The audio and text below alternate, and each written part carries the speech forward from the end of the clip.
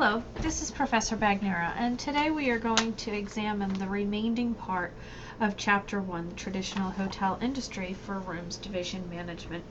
First area we're going to look at today is seasonality. There are three aspects within seasonality. The first is that it can occur within the year, where the business will actually fluctuate in volume from winter to spring to summer to fall. In New England, you would have to imagine that the winter time period for us, the second half of November through to probably March, is going to be considered a slow season, winter, and it's not going to be busy. There are occasions where within the month it's going to fluctuate from the early part to the later part. An example of this would be in November in New England, especially on the North Shore area, in which the first 2 weeks in November still remain busy, as there's still some overflow business and excitement left over from Halloween, especially up in the Salem area. And as that weather starts to change and as Thanksgiving comes into play, those last 2 weeks of the month really drop off. And then finally, within the week, here you have a corporate hotel, which typically is found in a downtown area, and they're going to be very busy on the weekdays. However, on the weekends, they're typically going to be empty. One of the ways that Sage Hotel Management, who currently manages what is soon to be the DoubleTree in Danvers, formerly or currently right now listed as the Cocoa Key Hotel and Water Park Resort. Formerly that was the Crown Plaza, and prior to that, that was the Sheraton Ferncroft. So when they took that Sheraton and they added the water park, what they attempted to do at this location was keep the corporate business in this location during the week, and their intention was to really keep those weekends packed with the family and leisure side. However, this particular model did not really work with either the Sheraton or the Crown Plaza, as their flags were not remaining in status, and that's where they went to a non-flagged property, because the corporate clients really struggled with the leisure clients all around property. The other component is that leisure hotels can be busy on the weekends and empty on the weekdays. Again, that's why the Cocoa Key brand was looking to try and have a mix, because they didn't want to just have packed up weekends and then weekdays that are empty. Keep in mind, within hotels, regardless of the seasonality here, hotels never close. It's kind of a joking fact that we don't even have a key to the front door. It's kind of, there's a tradition that when you open a hotel, you throw away the key when the property opens. Typically, the only time I've ever seen a property actually close on the North Shore area has been in the Holiday Inn in Peabody, when they were closed because the EPA shut them down for several weeks.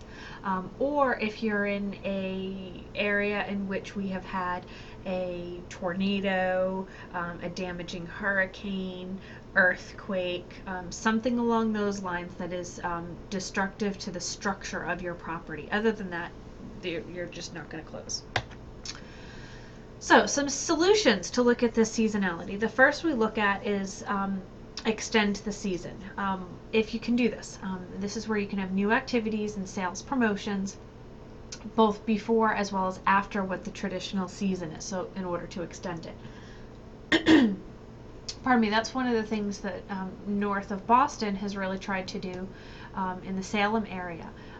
Not just focus on Halloween in Salem, but try and see how can they keep it engaged in that particular area for a little bit longer to keep the market going. You can try and seek new markets. Disney gets families in the summer and in the winter holiday and targets conventions or the empty nesters. Empty nesters are typically couples after their children have left, maybe gone to college, or maybe senior citizens. Their nest is now empty, they have no kids at home. So that's a good opportunity to try and get those folks year round. On the location side, Open properties and areas with a counter season, where you have properties that are under the same ownership or management group, and then you can take those employees and shift them from one location to another, so that they're still having the opportunity to maintain employment, or at least maintain hours. And then finally, some type of mixed use development. Here is having a hotel built in an area where you have multiple sources of guests. So for example, down in Dallas, Texas, the Westin Galleria gets the corporate crowd on the weekdays, and yet on the weekends we'll get the tourist shopper crowds on the weekends. Again, if you try and connect with mixed use, you'll have different types of clientele, and hopefully you'll be able to maintain reducing that fluctuation in your seasonality. All right, the next thing we need to wrap our head around is the different sizes of hotels. And the number of available rooms is what we use as the standard measure of size for a hotel. So the first type of hotel that we look at is a mega hotel. This is going to have 1,500 rooms or more. These are really large hotels. When you work in a mega hotel, there are a lot more managers, and so the managers seemingly end up doing less work in each department because they are overseeing more so than you would find in a small hotel where those managers are really hands-on in a position. The large hotels are going to be 300 rooms or more. Again, you're going to have a decent level of management there in those properties. When you hit medium hotels at 150 to 300 rooms, your management role is going to start to become more hands-on. And there may be an expectation that as a manager you take part in actually working shifts within your department. Don't be surprised in that. On the small hotel, this is where you've got less than 100 rooms. You're typically making less than $3 million in annual sales. And ironically here, you are also going to be paid less for working in these properties. However, what's ironic is that you will be working more than you would be if you worked at a mega property in many instances, because in a small property, if one of your staff members does not show up, you're filling that role as the manager. If you don't have a replacement person, if someone is either terminated or resigns, you're working on that position. However, in terms of a learning culture, you will learn so much more in a small hotel because you will have to be somewhat cross-trained between departments and learn what everybody is doing. And then finally, on that mom and pop, these are going to be those small independent roadside motels that you may see. They're family owned and operated.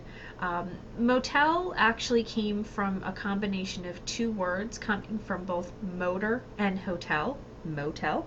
And this was a phrase that was coined after World War II because folks were traveling via highway and then they wanted to be able to park in front of their hotel room door.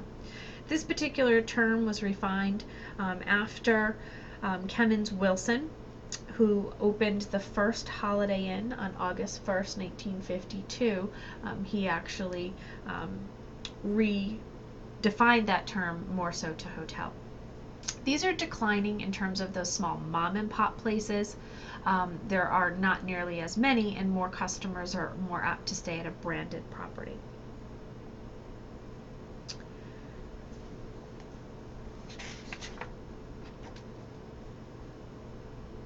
Keep in mind that the role of a hotel is to provide basic accommodations. Those basic accommodations include shelter, food, and hospitality. Alternative terms that you may see for a hotel could be considered a hostel, a tavern, a public house, in-guest house, hotel, resort, motel, as we just talked about, a motor lodge, a motor inn, a bed and breakfast, and a condo. So be mindful that hotel is not the only word. There can be multiple terms that can be used to classify hotels. Now let's take a look at class as another way to define hotels. And one of those ways is to do so by rate. Typically, You may think at this stage that if you're going to pay more, you're going to have a better experience. So therefore, the more expensive the hotel, the better it is. However, that's really not always true. There are instances where a $200 expensive a room rate will get you a small or medium room in Paris, France. But there's also a Paris in the United States, and that's in Texas, and that's going to get you a great room with a lot of size because of the ability within Texas. They have a lot more space than they do in a downtown city like Paris, France. Keep in mind that the room rate may be a function of the location and the real estate value itself more so than the room. And rooms typically are going to be more expensive in downtown areas. All right, another way to continue to define our hotels is by the level of service that is offered. Typically, the more services, the better. Again, this is not always true. More services are offered where the labor costs are lower. Even small, cheap hotels in India offer room service and many other services like money changing services. Second here is going to be by amenity. Again, not always true. More amenities, the better the hotel.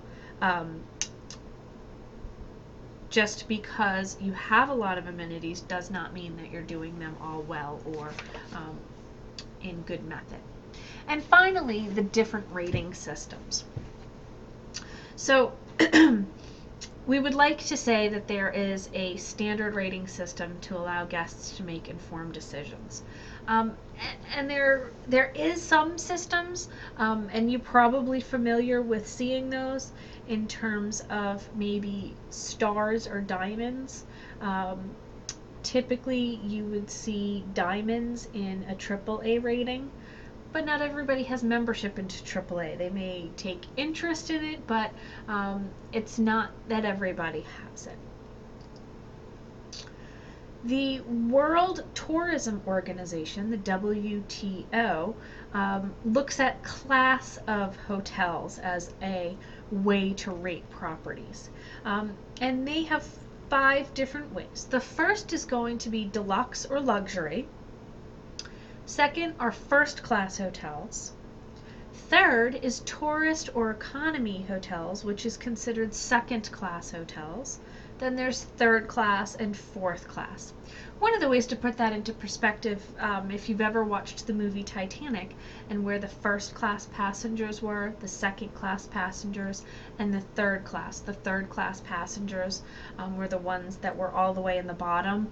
And if you look at the statistics on Titanic, the third class passengers were the last to leave the ship, and therefore most of those folks died because they were not able to be released from the ship.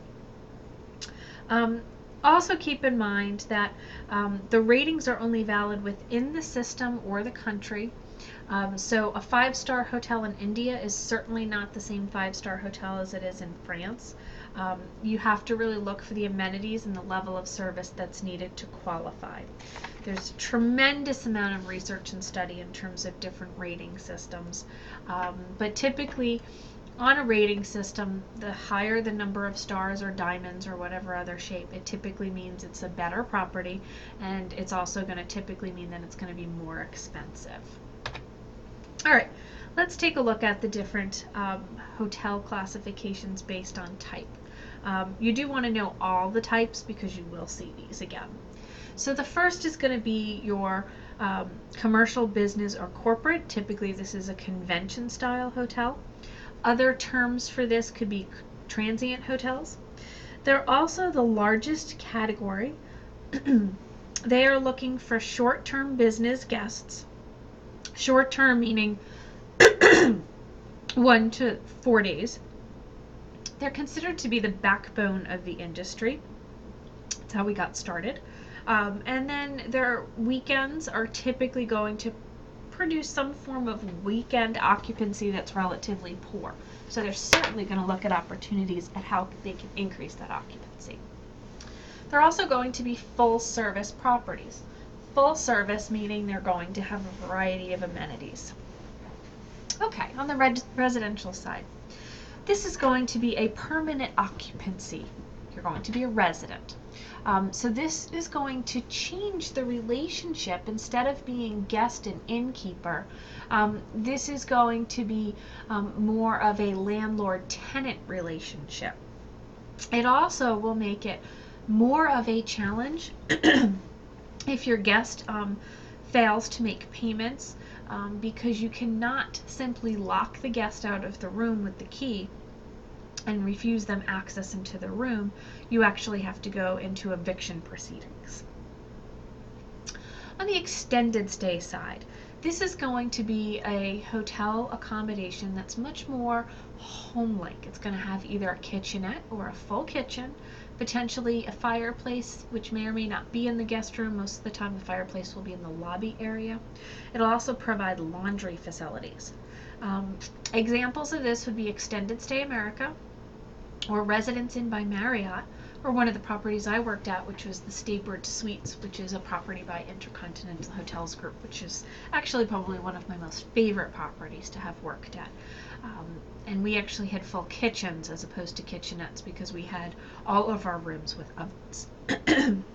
Or typically the Residence Inn and their platform will only have 2 to 5 rooms with an oven. Hot commodity over Thanksgiving if you've got folks that are staying there. Again, the potential for long-term stay on an extended stay, we're looking for tiered stays, meaning the least desired here is 1 to 7 days. We typically want to get more than 7-day stay, so that second tier is going to be 7 to 14, then 15 to 30, or 30 plus. A guest staying more than 30 days in the state of Massachusetts becomes tax exempt, which is a nice feature and benefit in order to sell the property. The other factor, again, is after they've been with you for 30 days, that relationship also changes. So again, if a guest fails to pay, you can't lock them out after that 30 days. You actually have to go through the eviction process again. All right, next is going to be the resort category. Typically, these are going to traditionally cater to social and leisure guests. Your mega resorts are going to be very large properties. Think of mega, grand, and they're going to be self-contained. They are going to have multiple entertainment and recreation facilities, and essentially here the guests do not need to leave the property during their entire stay. So they can get to that resort and everything that they need in terms of activity, entertainment, food, lodging accommodations, everything is there, not necessarily under one specific roof, but think of the Disney area resorts. Essentially, again, you do not need to leave. Foxwoods is another good example locally. You can go there and stay for the entire weekend, and you do not need to leave. All right, next kind is bed and breakfast. Here, in many instances, this is going to be a room in a house, and you're going to end up having a bed in a house. One of the challenges on a bed and breakfast is that there's lack of privacy. You're going to most likely have breakfast with others, and in some instance, you may actually be having some form of a shared bathroom. On the boutique hotels, these are considered hip, chic, cool. Typically, the affluent age group is going to be going after these properties. These guests are going to be willing to pay 10 to 15% more for their rate because of the design concept. Therefore, they're going to have an increased ADR. They're going to have more revenue than a commercial property because, again, they're hip and trendy.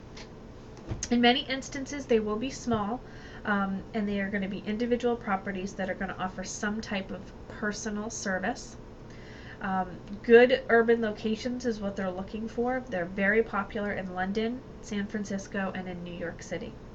So some brands that offer boutique properties now, Starwood has the W Hotel, which stands for, or what they're trying to go after as being warm, welcoming, and witty.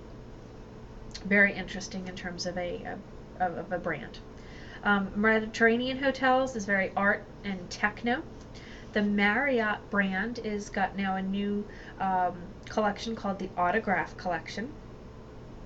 IHG, Intercontinental Hotels Group, has the Indigo. And Kimpton Hotels as an entire brand is just in general boutique hotels. Every single one is different. So again, on their soft attributes, they're very fashionable in terms of a location. And finally, your trophy hotels. These are going to be what we consider to be your big name hotels that are often bought for some type of prestigious purpose rather than for profit. So one of those, in terms of a historical lineage that you can find, is the Waldorf Astoria in New York City. You can also consider in Denver, Colorado, the Denver Brown Palace. And moving on to breaking out the plan for hotel classifications. There's a lot of crossover that can occur between these different types. So the first is going to be the European plan. This is where you are only getting a room. You're paying for a room, and that's the only opportunity you have. It's just the room. The second is a continental plan, and this is considered getting a room and a light breakfast. A light breakfast is where the name ties in. Continental plan, you get a continental breakfast. Light breakfast meaning juice, rolls, tea, and coffee. And rolls could be, in our day now, rolls, croissants, maybe toast, English muffins, Danish, something along those lines. You don't necessarily need to heat it. It can grab and go.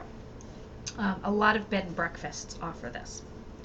The American plan, AP, as it's commonly abbreviated as, is going to include your room, and it's going to include breakfast, which is B/F, lunch, as well as dinner.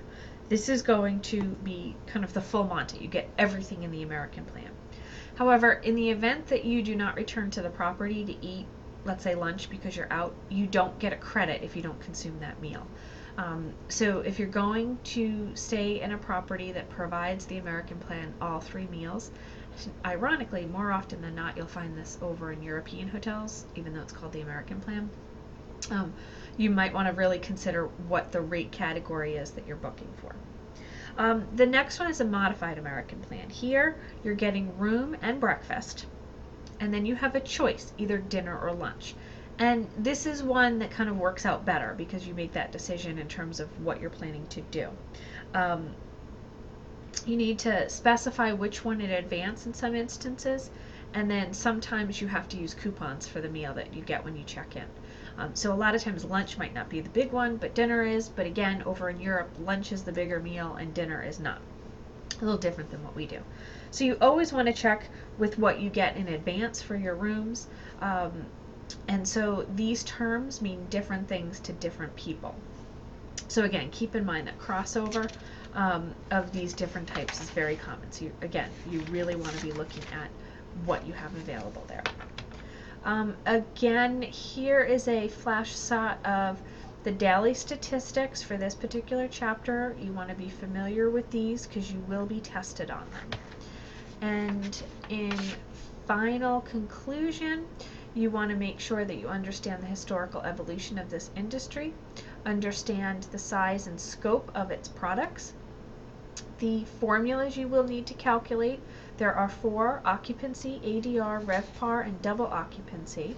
You also want to be familiar with how to classify your actual hotels, and we've started to use a lot of jargon and a lot of different terms, so you want to continue to maybe make some flashcards to keep yourself well prepared and on target. Thank you for listening. Have a great day.